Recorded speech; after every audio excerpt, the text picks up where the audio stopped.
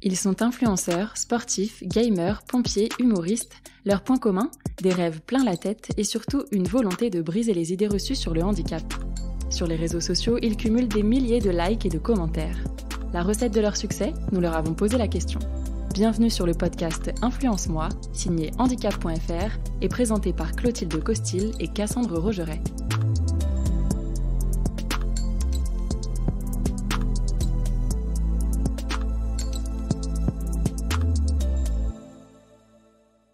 On l'a connue sur sa chaîne YouTube alors qu'elle n'était qu'étudiante. 6 ans après, elle est aujourd'hui professeure de langue des signes française au collège et au lycée le jour et influenceuse le soir. Elle, c'est Mélanie Lemestre, alias Mélanie Def sur les réseaux sociaux. Sourde de naissance, elle oralise depuis l'enfance. C'est pourtant sur une plateforme où le son est roi, YouTube, qu'elle a décidé de s'exprimer. Son objectif, diffuser la langue des signes qu'elle a apprise en 2011 auprès du plus grand nombre, sourds et entendants. Le ton se veut léger, tout en étant pédagogique. Derrière ces traits d'humour se cache une véritable volonté de déconstruire les clichés sur la surdité, aussi bien à la fac, à table que dans les transports. Avec quelques trucages sonores, la jeune femme de 26 ans parvient à faire vivre aux entendants l'expérience immersive du silence et à leur transmettre la culture sourde. Bonjour Mélanie. Bonjour.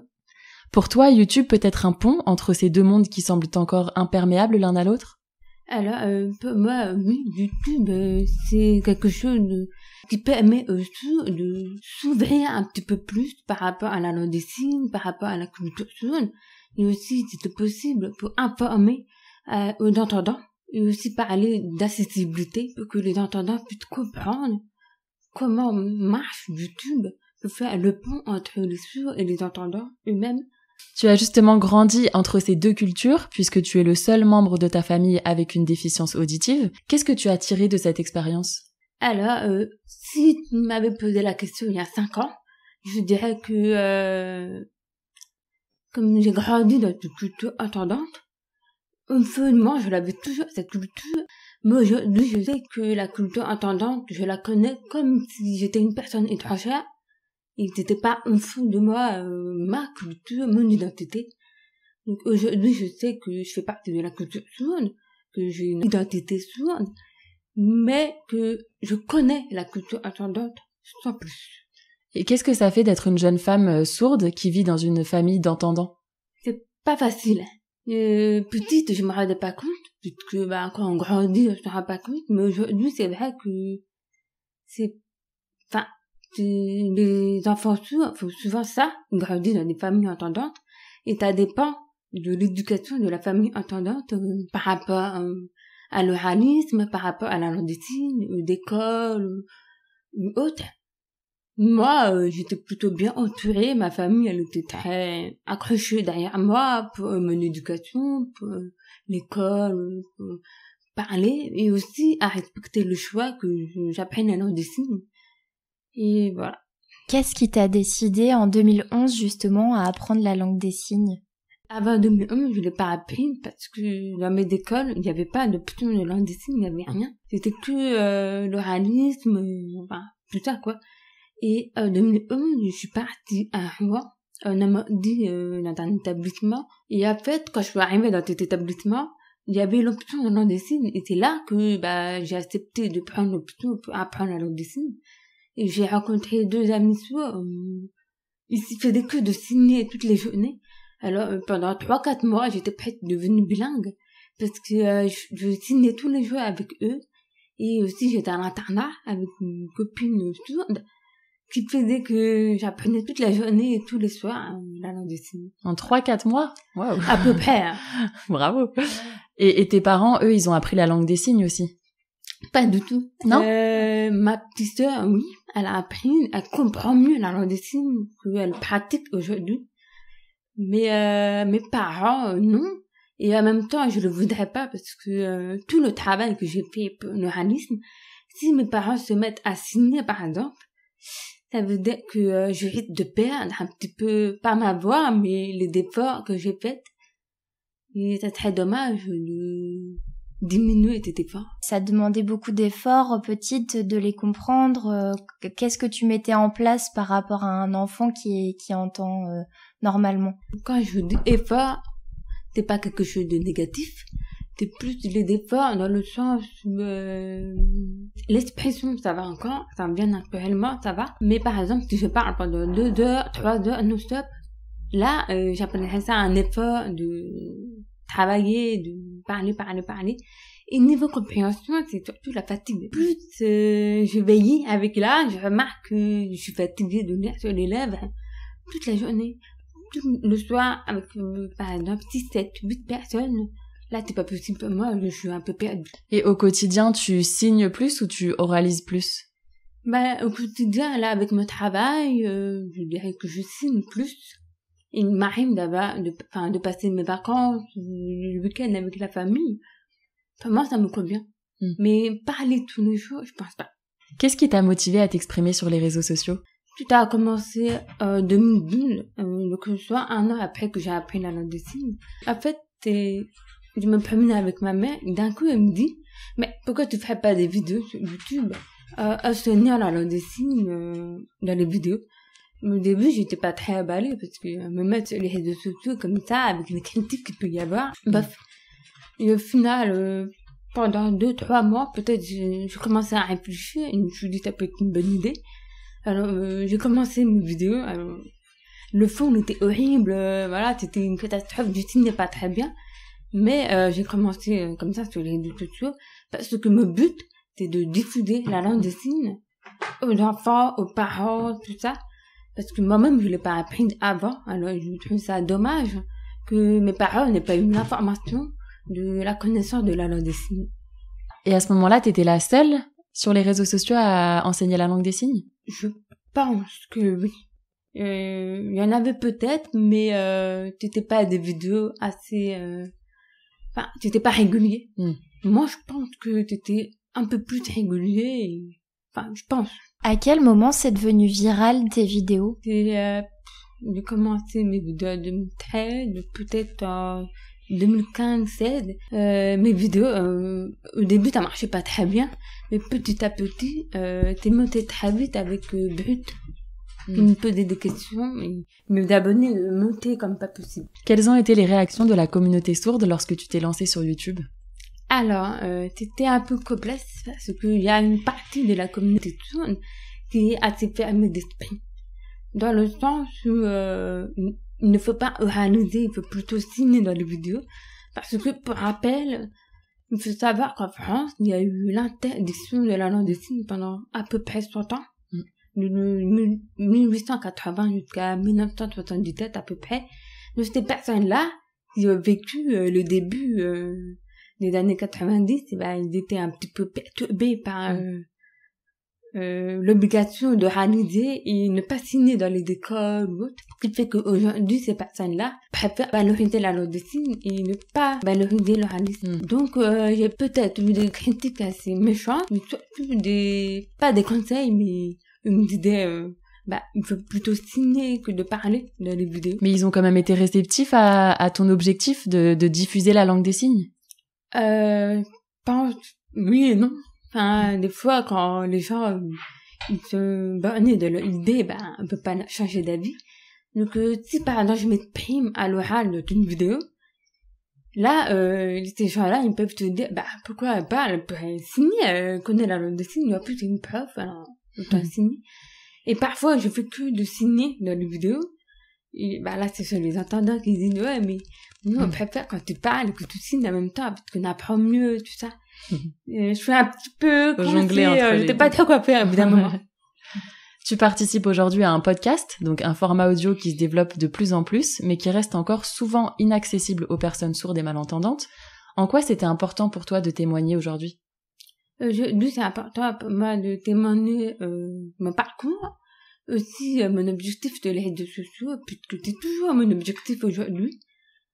Et pour moi, c'est important que les personnes sachent que quand je fais mes vidéos, je rends toujours accessible, justement maintenant, un public entendant. C'est pour les sensibiliser, les petites choses qui ne veulent pas chez les sourds, qui veut pas, par exemple, les sourds, difficulté à comprendre les expressions entendantes, les jeux de mots, ou la musique, par exemple. Je profite de mes vidéos pour faire ça. L'objectif, c'est pas aussi de changer le regard sur la surdité et plus largement sur le handicap? Aussi, supprimer les clichés, par exemple, oui. Comme ceux muets, Là, vous m'entendez bien, je suis en train de parler, je suis pas muette. Langage de signes, de plus langue de signes et pas langage de signes. Voilà, t'as des petits clichés, par exemple, les sourds ne peuvent pas conduire. Pourquoi? L'audition n'est pas le plus important, c'est surtout le visuel qui est le plus important. Voilà, t'as des petits trucs que je corrige un petit peu, expliquant pourquoi. Quels sont les autres principaux stéréotypes qui te collent encore à la peau? Alors, par exemple, il y a muette, supprimer, langage de signes, supprimer. Il y a aussi le fait que les personnes entendantes, comme c'est dommage, c'est que dans chaque pays, il y a sa propre langue de signes. Et pour eux, c'est dommage ne pas que ça soit tout le monde qui signe de la même façon.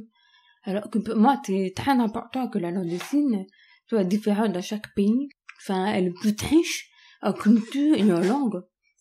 Après, il y a aussi le fait que les sourds ne peuvent pas écouter de musique, alors que si, avec les appareils auditifs, du matériel spécifique ou autre, sinon d'autres clichés, oui, les sourds ne peuvent pas lire, ne savent pas écrire, alors que si. Est-ce que toi, tu as eu des retours de personnes entendantes qui te posaient des questions directement via les réseaux sociaux parce que elles avaient des clichés en tête et elles se sont assurées de te poser directement la question à toi pour en apprendre plus sur la culture sourde notamment?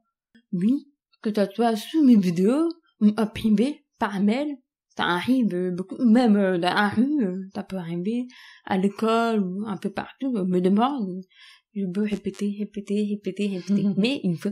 Entre la salle de cours et la caméra, finalement, il n'y a qu'un pas. L'objectif est toujours d'enseigner, je dirais même presque d'éduquer. C'est ce qui t'anime aujourd'hui, toi? Dans mes premières vidéos, c'était vraiment enseigner les mots. Les mois, les jours, la semaine, les couleurs, les animaux, autres. Et petit à petit, c'est parti sur une ferme de militante. C'est pas que je m'énerve dans une vidéo, mais ça commence à être un petit peu fatigant dans la vie quotidienne de rencontrer des obstacles, qui fait que dans mes vidéos, je les diffuse, un peu expliquer pourquoi, un peu partout. Et quoi comme obstacle, par exemple? Par exemple, il y en a une qui m'a particulièrement marquée. C'était dans les transports en commun. Il est arrivé une fois, j'avais pris le RERB et il avait affiché toutes les arrêts normalement. Et apparemment, il y a eu un haut-parleur qui parlait que j'avais pas du tout compris.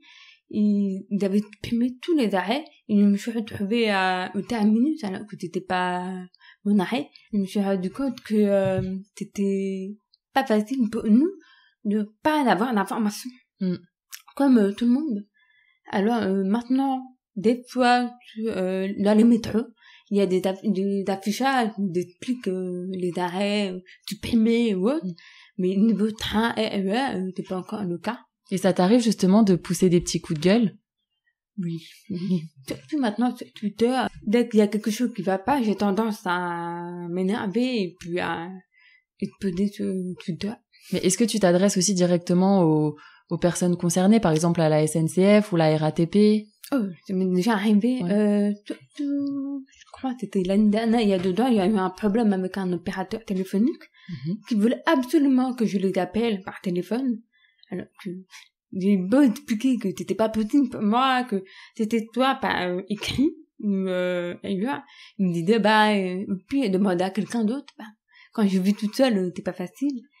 Donc là, j'ai posé mon coup de gueule sur Twitter et là, t'as commencé un petit peu à négocier, t'étais un peu mieux, mais bon, ça arrive. Est-ce que tu as quand même l'impression que grâce à ces coups de gueule, les choses commencent à bouger, les choses changent, ou c'est encore compliqué? Je pense que c'est encore compliqué. J'ai l'impression que t'es une personne comme moi, qui fait te coup de gueule, mais après, on oublie.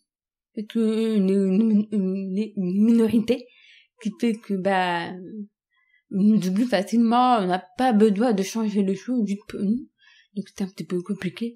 Est-ce que tes élèves te font des retours sur tes vidéos parfois? Oui, alors la première fois que j'ai commencé à enseigner dans mon lycée, j'ai eu des retours de mes élèves qui me demandaient si je faisais bien des vidéos sur YouTube. Là, j'ai répondu que oui. Et les retours étaient particulièrement positifs. C'était plutôt, t'es très bien, il faut continuer comme ça. Voilà, c'était chouette. Pendant le premier confinement, tu as posté chaque jour sur Twitter une courte vidéo dans laquelle tu signais 3 mots, avec le hashtag 3 signes par jour. pour enseigner les bases de la LSF. Alors comment ça a été accueilli cette initiative?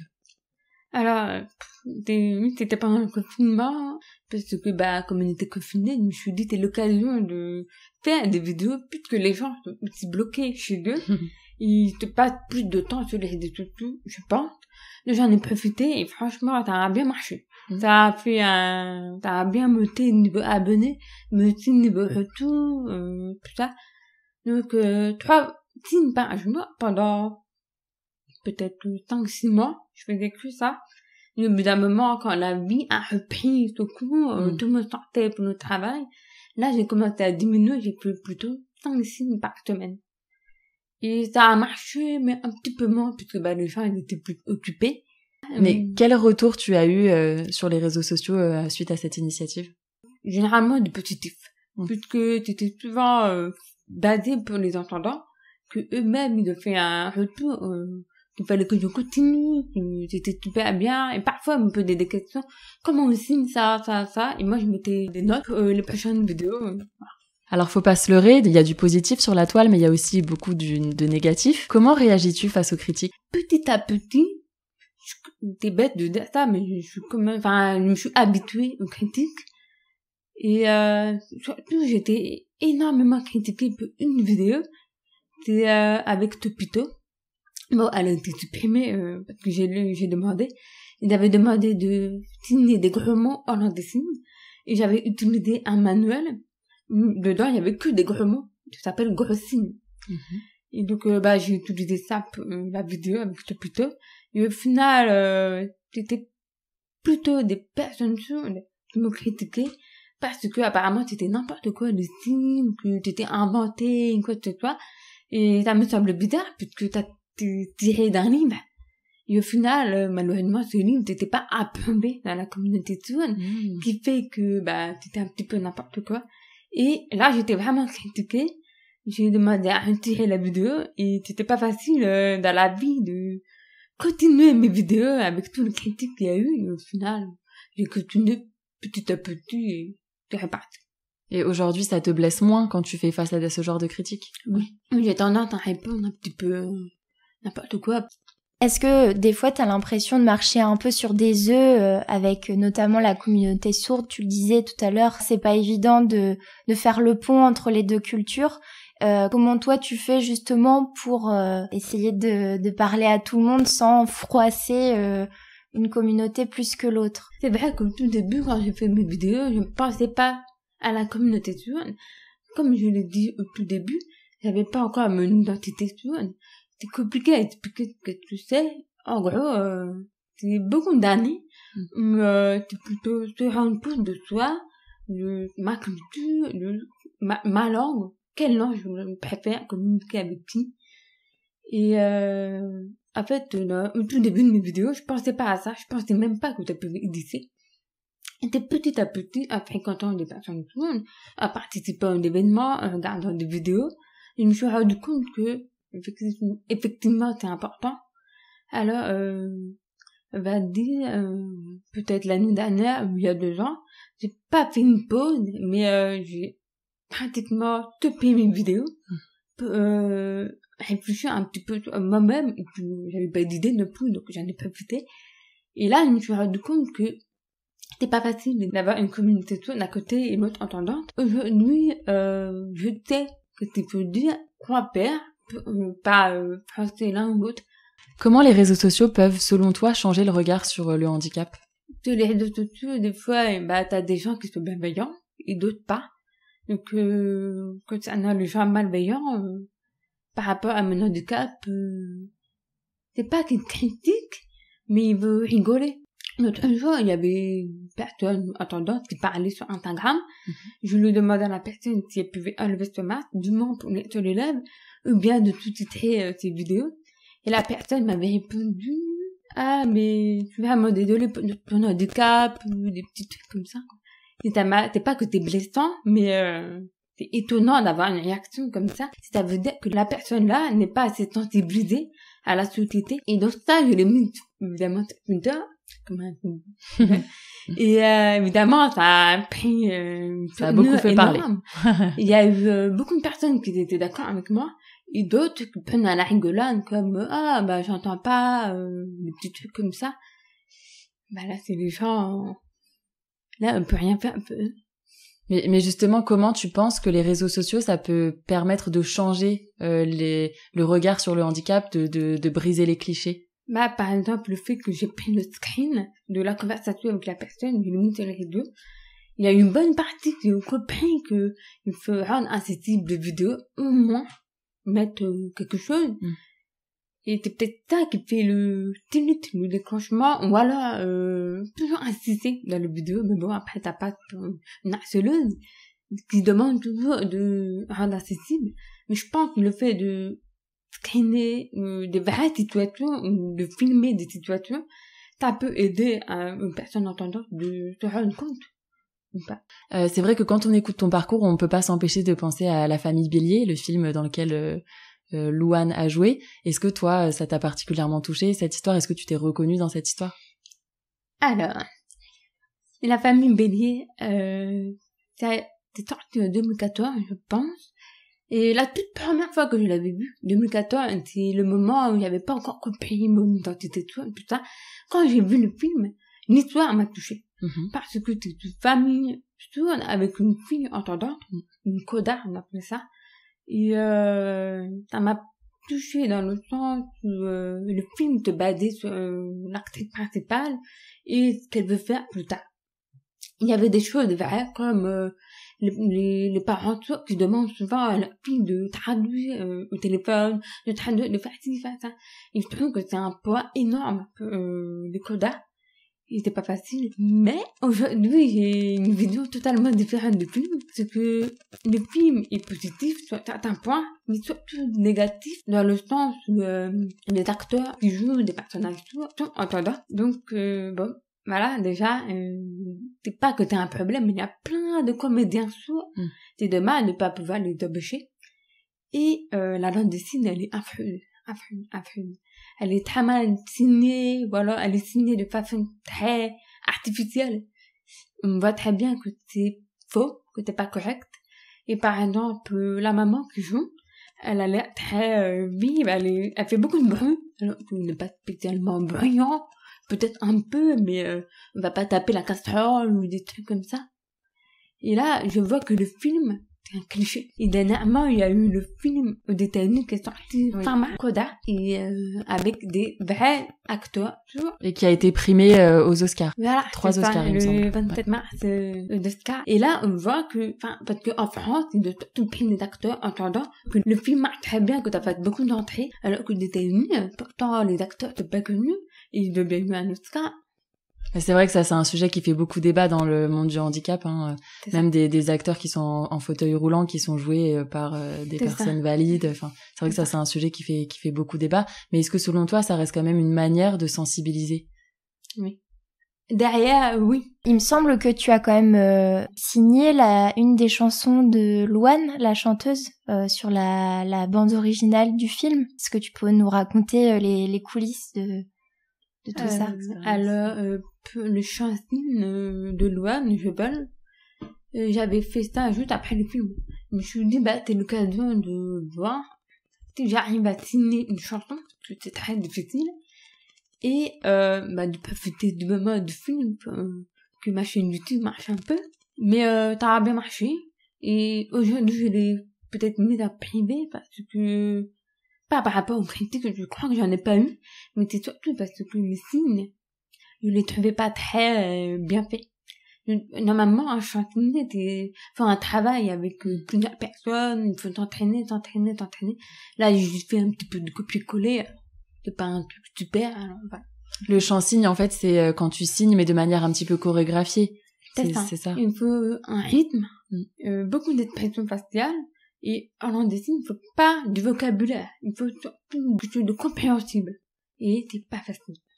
Donc là, on comprend bien que tu as participé à de nombreux autres projets en dehors des réseaux sociaux. C'est quoi la prochaine étape? Là, je suis plus focalisée sur le réseau Twitch.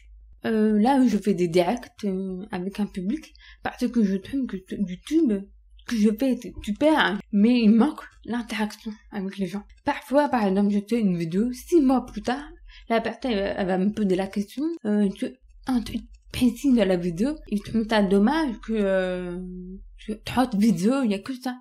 Alors, je préfère faire des directs, des lives, pour que les personnes, justement, me posent des questions directement et que je leur réponde à l'oral ou en langue des signes. Et bien sûr, c'est accessible tout titre, langue des signes et oral. Et aussi, des fois, j'enseigne la langue des signes dans les labs pour, justement, faire des échanges avec les personnes. Et le cinéma, tu as jamais pensé, toi? Si, j'ai déjà fait la voix française d'un animé qui s'appelle Sign Love, je pense, en 2018, je pense. C'est la première fois que j'ai fait du cinéma. C'était compliqué puisque c'était la voix française. Et le fait de travailler ma voix pendant une journée entière, t'as un petit peu cassé ma voix pendant 3 semaines, il y avait une angine, c'était horrible. Ah ouais. À ce point-là, bon, c'était une belle expérience, très difficile parce que je suis pas professionnelle là-dessus, mais c'était une belle expérience pendant une journée d'avoir fait ça. À refaire, pourquoi pas. Après, dans le cinéma, je me vois pas trop, puisque j'ai pas les compétences d'être actrice. Voilà, je me vois pas partir dans le cinéma, mais plus dans mon métier professeur. Et petit à petit, je sais pas. Surprise, on verra bien. Et qu'est-ce que tu diffuses sur Twitch? Alors, plusieurs choses. Je diffuse la culture sourde, donc des événements. Des fois, je discute pas dans telle ville, il y a tel événement. Ou bien, les informations comme le film La famille Bélier, Coda, je l'explique tout ça. J'apprends la langue des signes, je leur apprends la langue des signes d'autres. Donc, avec mes cours, préparer tout ça, on discute ce qu'il faut apprendre ou pas. De temps en temps, mais je joue un petit peu, mais voilà, c'est vraiment rare. Et en ce moment, je diffuse les défis olympiques, donc les Jeux olympiques pour les sourds, du 1er au 15 mai, qui se passe au Brésil. Et là, je suis en train de diffuser les sports qu'ils sont en train de mettre sur YouTube. Place maintenant aux questions signatures de ce podcast. Clotilde, c'est à toi.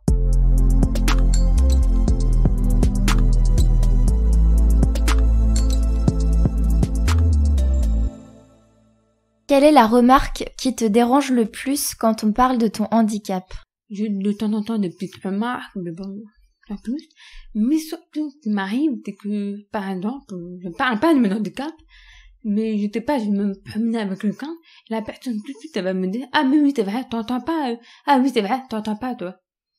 Alors là, je sais pas comment le prendre dans le sens où, merci de me rappeler que j'entends pas, je le sais, mais c'est des petits trucs, c'est des phrases maladroites. Bon, après, vous pouvez vouloir personne, mais c'était répété, là, au bout d'un moment, on te demande. Mais voilà, tu te des petites remarques, des phrases maladroites, que ça arrive, puisque les gens n'ont pas été assez sensibilisés pour les phrases, ou la culture, ou autre. C'est pas facile pour tout le monde. Alors, tout à l'heure, tu nous expliquais que, voilà, les personnes sourdes peuvent écouter de la musique, mais d'une manière différente. Est-ce que toi, déjà, c'est ton cas? Alors, moi, la musique, j'aime pas trop. Parce que, plus jeune, j'écoutais la musique comme tout le monde, au collège. J'avais des écouteurs, je les mettais derrière mes appareils, puisque je pouvais pas les mettre dans l'oreille. Après, il y a aussi des événements sourds, il y a des DJ qui sont sourds et qui mettent de la musique très forte, tout des basses, et prêt pour qu'on puisse retentir dans tout le corps. Bon, après, moi, c'est pas trop mon truc, je préfère plus le silence quand j'entends rien. C'est plus agréable pour moi. Du coup, je vais peut-être adapter la question. Quel est toi ton secret pour aller mieux? Avant, c'était le sport. J'allais dans une salle de sport pour me défouler des fois, tout ça. Maintenant, j'y vais plus. Enfin, un petit peu, je fais un peu de sport, mais sans plus. Mais j'aime beaucoup lire des BD en particulier. Parce que des fois, les romans, c'est pas facile pour moi si le vocabulaire est trop soutenu, élevé. Alors, c'est plus des BD, mais en lien avec la culture. Des fois, il y en a, alors je profite de l'occasion pour lire et me détendre. Après, je regarde beaucoup de séries. Sur Netflix ou ailleurs, ça me détend beaucoup. En fait, je me mets dans une bulle et j'oublie ce qui se passe autour. Et aussi, beaucoup de balades avec mon chat. J'ai profité de l'avoir pour me promener des fois pendant 3 heures, 4 heures. Et ça me détend beaucoup. Quelle est ta différence, ton atout majeur? Tu as 1 minute top chrono, influence-moi. Moi, en fait, je me différencie des autres par rapport à mon handicap, mais aussi ma langue, mon histoire, ma culture, qui fait que c'est quelque chose de très riche et bien différent des autres. Par exemple, tous les réseaux sociaux, contrairement aux autres qui vont regarder des vidéos, écouter de la musique, moi, je vais regarder, mais différemment. Je vais mettre des sous-titres, je vais regarder des vidéos en langue des signes par rapport aux autres. Ou bien, quand je communique avec les gens, dans la rue, s'ils sont sûrs, je communique en langue des signes, s'ils sont entendants, je leur explique rapidement qu'il faut que je nettoie les lèvres, qu'il faut parler un petit peu doucement pour que je puisse comprendre. Après, des fois, les gens, ils sont intéressés, des fois, ils me disent, c'est vrai, tu parles bien, mais on apprend la langue des signes, ça fait des questions différentes par rapport aux autres. Et puis, sur les réseaux sociaux, je pense que c'est pas commun d'être sur les réseaux, de faire des vidéos en langue des signes, d'expliquer, de sensibiliser, de te battre. Je pense que c'est pas commun. Sur mes réseaux sociaux, des fois, je diffuse des vidéos, ou bien, sur Twitter, des tests. Et pour moi, c'est censé plus le positif, dans le sens où je sensibilise, j'explique, c'est plus l'éducation. Parfois, sur Twitter, des petits coups de mots, j'explose des petits trucs, il faut changer un petit peu la mentalité des gens. Mais ça peut faire que du bien, puisque les gens, ils se rendent compte qu'ils sont maladroits, ou bien il y a des choses qu'ils ne veulent pas, et qui, parfois, ils ont tendance à m'aider. Et là, je vois quand même que les gens, ils sont assez positifs, et il y a du soutien derrière. Pour finir, c'est quoi ton mantra, la phrase qui te fait avancer, ou une inspiration quelconque au quotidien? Alors, j'avoue que c'est pas une phrase, une citation, ou quoi que ce soit, c'est plus basé sur une série qui s'appelle Charmed. Parce que quand j'étais petite, je regardais toujours des dessins animés ou des films, séries, sans rien comprendre. C'était toujours des phrases, des discussions, des conversations où je comprenais rien. Et c'était la seule série avec beaucoup d'action que j'ai pu comprendre sans les sous-titres. Alors, c'est quelque chose qui me fait des plaisirs à l'époque, qu'aujourd'hui, je sais que c'est quelque chose, un petit truc positif dans ma vie, qui me soutient, si jamais je commence à rien comprendre dans la vie, tout ça, je me mets à regarder cette série pour aller mieux. C'est marrant que tu parles de Charmed, parce que c'est une série dans laquelle il y a 3 sorcières. Toi, si tu avais des pouvoirs magiques, comment tu changerais la société grâce à tes pouvoirs magiques? Peut-être, c'est très bien de savoir ce que dit la personne en face de moi. De lire ses pensées. C'est intéressant, par exemple, il y a une réunion ou un entretien, des fois tu peux être sûr que la personne peut te juger par rapport à mon handicap ou mes compétences, ou est-ce que t'es la pitié ou pas.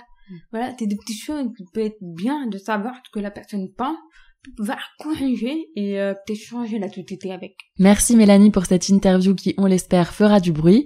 Pour ceux qui souhaitent un peu mieux te découvrir, on peut te retrouver sur ta chaîne YouTube Mélanie Def, mais aussi sur ton compte Twitter Mélanie LMST pour suivre tes actus. À bientôt. Merci, à bientôt. C'est la fin de cet épisode, merci de l'avoir suivi. Il a été réalisé par Clotilde Costil et Cassandre Rogeret pour handicap.fr. On vous dit à la semaine prochaine pour un autre Influence-moi. En attendant, pour découvrir ou redécouvrir tous les autres épisodes, rendez-vous sur handicap.fr. À bientôt!